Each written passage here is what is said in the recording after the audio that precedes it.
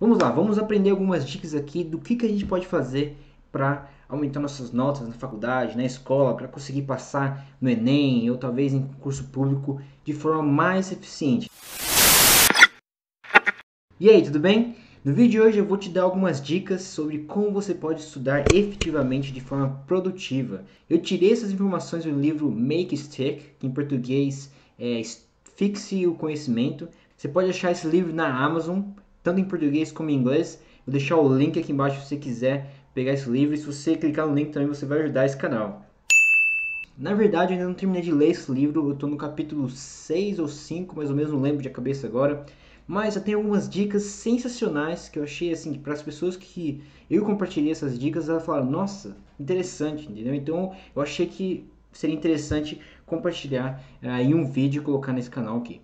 Bom, e essas dicas são coisas que, pelo menos para mim, não sei para você, principalmente a primeira dica, são coisas que são contra-intuitivas. Então a gente acha que está fazendo certo, porém, na verdade, não é tão eficiente assim. O mais interessante desse livro aqui, que eu achei que foi um diferencial dele, na verdade, é que nada foi baseado na opinião do autor, foi baseada em pesquisas científicas. Então as coisas que vou falar aqui agora, que estão no livro, foram provadas cientificamente. Vamos lá, vamos aprender algumas dicas aqui do que a gente pode fazer para aumentar nossas notas na faculdade, na escola, para conseguir passar no Enem ou talvez em concurso público de forma mais eficiente. Não é mágica, porém são coisas que ajudam. E uma coisa que vai te ajudar muito a fazer isso também é clicar no like e se inscrever no canal. Não se esqueça de fazer isso, tá bom? Bom, a primeira dica que eu tirei do livro é que reler uma coisa não adianta se você quiser aprender essa coisa no longo prazo. Então vamos dizer assim, por exemplo, que você quer aprender sobre algum conteúdo. Vamos colocar aqui a Revolução Francesa. Você quer aprender mais sobre esse conteúdo. Você foi lá e pegou um artigo na internet, você pegou um livro. De acordo com esse livro, Make Stick, para você aprender esse conteúdo no longo prazo, não adianta você reler ele 10 vezes. Quer dizer, você vai aprender alguma coisa, porém não é a forma mais eficiente. Para você aprender de forma mais eficiente, você tem que fazer o seguinte. Então você vai lá, lê o primeiro parágrafo, por exemplo. Lá falou que a Revolução Francesa durou entre 1789 até 1799. Em vez de você anotar essa informação, a Revolução Francesa ocorreu entre blá blá, você vai anotar na verdade quando aconteceu a Revolução Francesa. Você vai anotar perguntas em vez de anotar a informação que você leu. Lá no segundo parágrafo falou sobre o rei da época. O rei da época era o Luís XVI.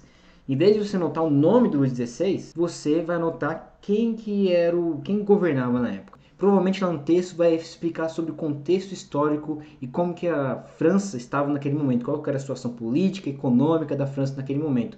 Em vez de você anotar tudo que o texto falou sobre esse assunto, você vai anotar uma pergunta.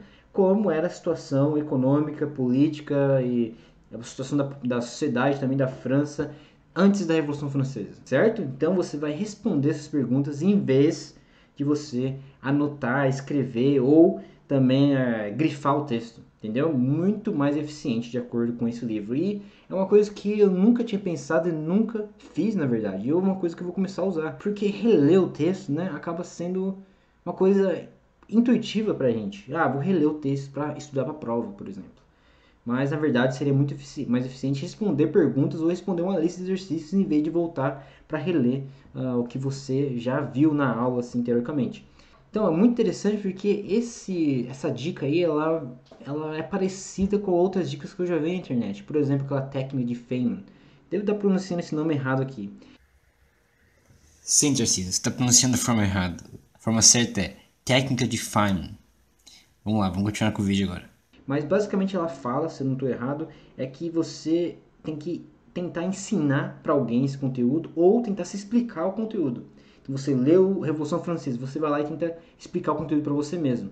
E aí você vai saber se você sabe ou não no momento em que você tiver confiança, você sentir que você conseguiu explicar para alguém com uma certa facilidade. E acaba se assemelhando um pouquinho com esse negócio de anotar perguntas, porque na hora que você responder essas perguntas, você vai estar se explicando também.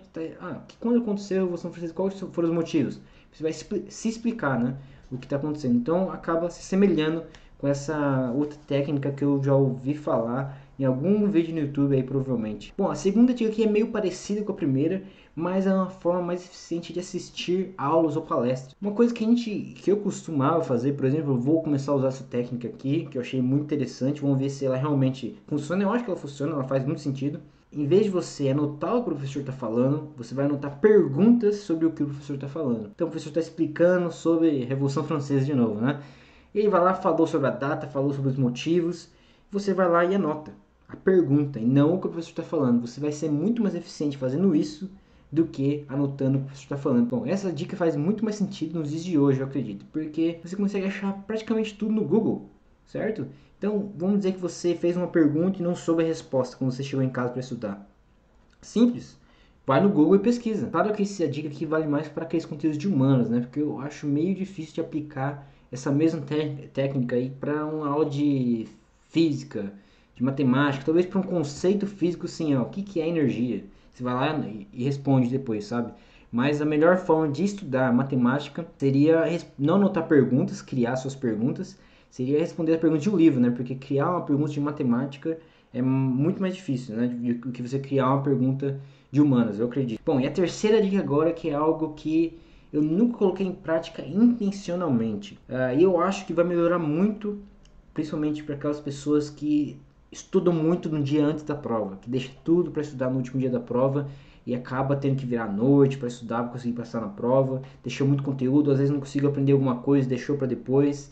Eu acho que isso vai melhorar muito, principalmente para essas pessoas. Já aconteceu comigo algumas vezes que eu tive que estudar muito no dia anterior porque não me organizei o suficiente. Essa terceira dica é sobre a forma certa de praticar. Para você praticar, de acordo com o livro, é interessante você fazer uma coisa mais espaçada. Esse negócio de praticar um monte de exercícios de uma vez, que são exercícios meio parecidos, de acordo com o livro, não funciona. Eu lembro do exemplo que foi passado no livro, que era o seguinte. Então, basicamente, pegaram alguns alunos, fizeram eles praticar jogar uma bolinha de papel no cesto.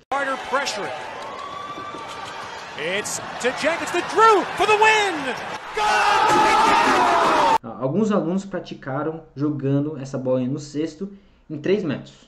Certo? 3 metros, sempre. Então ele jogou todo o dia inteiro lá. Não sei se foi o dia inteiro, alguns minutos praticando, ou algumas semanas, não lembro a quantidade de tempo também. E outros grupos praticaram mudando essa distância. Então eles praticavam 3 metros, 2 metros, 9 metros, 8 metros e assim por diante. Depois de algum tempo, eles foram lá queriam medir quem aprendeu melhor a jogar a bolinha no cesto. Então eles colocaram o cesto a 3 metros de distância e fizeram os alunos jogar a bolinha no cesto. De acordo com os resultados, aqueles alunos que variaram a distância tiveram melhores resultados do que aqueles alunos que praticaram só 3 metros. Então, na hora que você for praticar, por exemplo, matemática, física, é interessante você se desafiar um pouco, certo? Não fazer aquelas listas de exercícios em que os exercícios são todos iguais. Você meio que decora a solução do exercício para conseguir responder. Então, essas listas não são interessantes. Então, vamos dizer que você está aprendendo conteúdo, você vê que a lista de exercícios é meio cheia de blocos, assim, né? Tem exercício de 1 a 10 é sobre um assunto que você viu na aula.